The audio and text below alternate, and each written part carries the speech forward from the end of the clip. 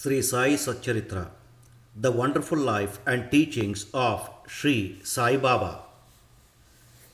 Chapter 49, Stories of 1. Hari Konoba. Number 2. Somadev Swami. Number 3. Nana Sahib Chandorkar. Om Sri Sai. Preliminary.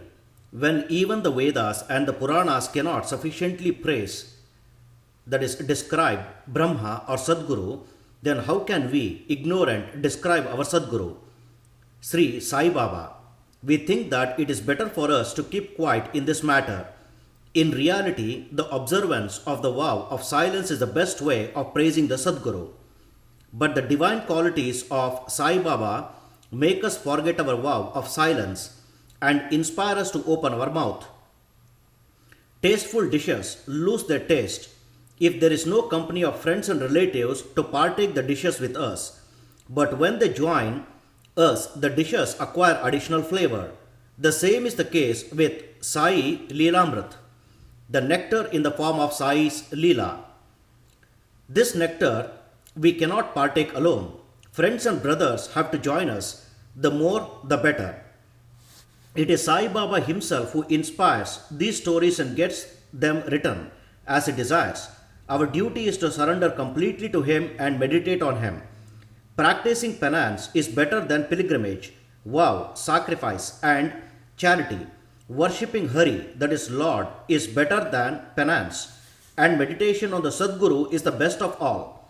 We have therefore to chant Sai's name, think over his sayings in our mind, meditate on his form, feel true love for him in our heart, and do all our actions for his sake. There is no better means than this for snapping the bondage of this sansar.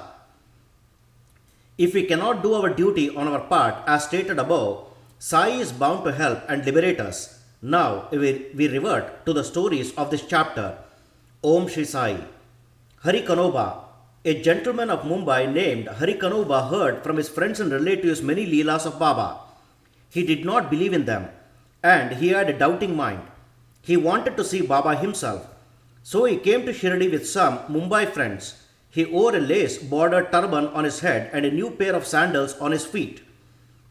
On seeing Baba from a distance, he thought of going to him and prostrating himself before him.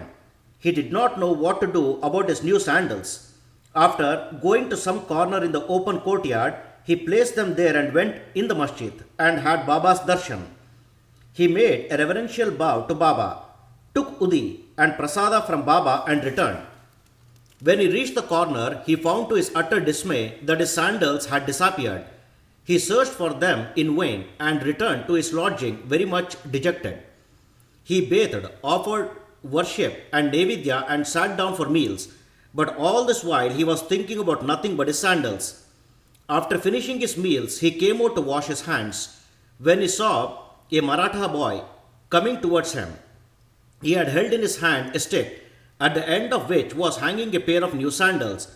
He said to the men who had come out to wash their hands that Baba sent him with this stick in the hand and asked him to go on the streets crying, Harika Beta, Jarika Peta, and that if anybody claims this sandals, first assure yourself that his name is Hari, and that he is the son of Ka, that is Kanoba, and that he wears a lace-bordered turban, and then give them over to him. On hearing this, Hari Kanoba was pleasantly surprised. He went ahead to the boy and claimed the sandals as his own. He said to the boy that his name was Hari, and that he was the son of Ka, that is Kanoba, and showed him his lace-bordered turban. The boy was satisfied and returned the sandals to him. Hari Kanoba wondered in his mind that his lace-bordered turban was visible to all, and Baba might have seen it. But how could he know that his name was Hari, and that he was the son of Kanoba? As this was his first trip to Shirdi, he came there with the sole object of testing Baba, and with no other motive.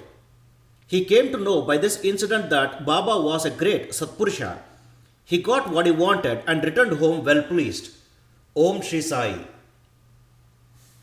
Somadev Swami. Now hear the story of another man who came to try Baba. Bhaiji, brother of Kaka Sahib Dikshit, was staying at Nagpur. When he had gone to Himalayas in 1906, he made an acquaintance with one Somadev Swami of Haridwar at Uttarkashi, down the Gangotri valley. Both took down each other's names in their diaries. 5 years afterwards, later, Swami came to Nagpur and was Bhaiji's guest. There he was pleased to hear the Leelas of Baba, and a strong desire arose in his mind to go to Shirdi and see him. He got a letter of introduction from Bhaiji and left for Shirdi. After passing Manmad and Kopargaon, he took a tonga and drove to Shirdi. As he came near Shirdi, he saw two flags floating high over the masjid in Shirdi. Generally, we find different behavior, different mode of living, and different outward paraphernalia with different saints. But these outward signs should never be our standard to judge the worth of a saint. But with Somadeva Swami, it was different. As soon as he saw the flags flying, he thought, why should a saint take a liking for the flags? Does this denote sainthood? It implies that the saint is hankering after fame. Thinking thus, he wished to cancel his Shirdi trip and said to his fellow travelers that he would go back. They said to him, then why did you come so long? If your mind became restless by the mere sight of the flags, how much more agitated would you be on seeing the Rath, the Planakwi, the horse, and all other paraphernalia in Shirdi? The Swami got more confounded and said, no, not a such sadhus with horse, planakways, and tom-toms have I seen, and it is better for me to return than visit such sadhus. After saying this, he started to return. The fellow travelers pressed him not to do so but to proceed. They asked him to stop his inconsistent way of thinking and told him that the sadhu, that is Baba, did not care a bit for the flags and other paraphernalia. It was the people, his devotees, that kept up all this paraphernalia out of love and devotion to him. Finally, he was persuaded to continue his journey, go to Shirdi and see Baba. When he went and saw Baba from the courtyard, he melted inside. His eyes were full of tears, his throat was choked, and all his evil and crooked thoughts vanished. He remembered his Guru saying that is our abode and place of rest, where the mind is most pleased and settled. He wished to roll himself in the dust of Baba's feet, and when he approached Baba, the latter got wild and cried aloud, let our humbug, that is paraphernalia, be with us. You go back to your home. Beware, if you come back to this masjid again, why take the darshan of one who flies a flag over his masjid? Is this a sign of sainthood? Remain here not a moment. The Swami was taken aback by surprise. He realized that Baba read his heart and spoke it out. How omniscient he was.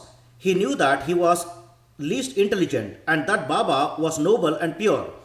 He saw Baba embracing somebody, touching someone with his hand, comforting others, started staring kindly at some, laughing at others, giving Udi Prasada to some, and thus pleasing and satisfying all.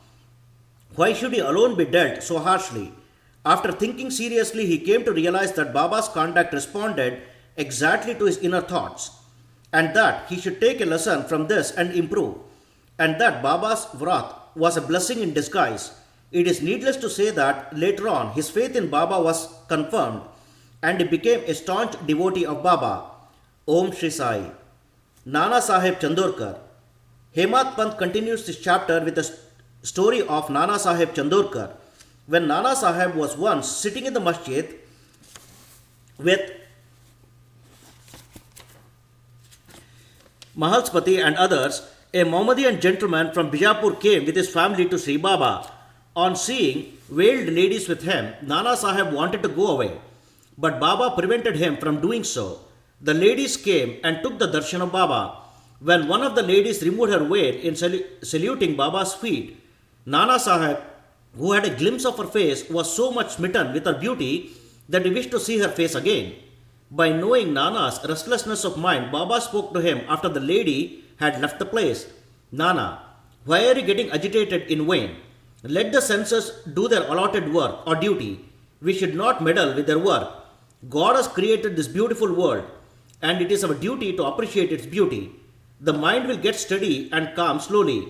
When the front door was open, why go by the back one? When the heart is pure, there is no difficulty whatsoever. Why should one be afraid of anyone? If there be no evil thought in us, the eyes may do their work. Why should you feel shy and tottering? Shama was there and he could not follow the meaning of what Baba said. So he asked Nana about this on their way home. Nana told him about his restlessness at the sight of the beautiful lady, how Baba knew it and advised him about it. Nana explained Baba's meaning as follows, that our mind is fickle by nature. It should not be allowed to get wild. The senses may get restless. The body, however, should be held in check and not allowed to be impatient. Senses run after objects of desire, but we should not follow them and crave for them. By slow and gradual practice, restlessness can be conquered. We should not be swayed by the senses. Though they cannot be completely controlled, we should curb them rightly and properly according to the need of the occasion. Beauty is the subject of sight. We may fearlessly look at the beauty of objects. There is no room for shyness or fear. Only we should never entertain evil thoughts, making the mind desireless. Observe God's works of beauty. In this way, the senses will be easily and naturally controlled, and even in enjoying objects, you will be reminded of God. If the outer senses are held back in check, and if the mind be allowed to run after objects and be attached to them, our cycle of births and deaths will not come to an end. With Vivek, that is discrimination, as our charioteer, we will control the mind and shall not allow the senses to go astray. With such a charioteer, we reach the Vishnupada, that is the final abode, our real home, from where there is no return. Bow to Sri Sai. Peace be to all.